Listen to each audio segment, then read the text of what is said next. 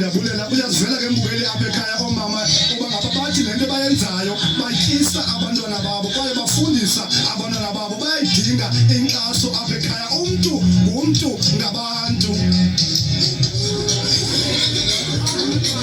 abantu kwethu singadedhelana ngoba idlelo ayilolazo sefika laxesha basichithike kula mazomoya Puma Kapa TV Channel 260 themba neqiniseka kabulonobela ngehlobo alikumangaliso kaloku ihlelo lethu namhlanje xa besilapho kaloku eCoffee Bay Cultural Music Festival kulapho ke namhlanje intombi zenkciyo bezimbeso okanye bezinikwa amakhephekhephe abo ngokuziphatha kakuhle kakhulu ke neyabonela kakhulu nabo nemama kaloku bethunela amama abagada bona nazi nentombi zenkciyo zigcwele apho siphethe ntoni izatifiketi zabo lalo intombi ehloliweyo kaloku uyibona namhlanje ngoba ngabaqinisekisa uba kubekho esatifiketi sayo nawe abekhaya emukeli ukuze eRhawutini useKapa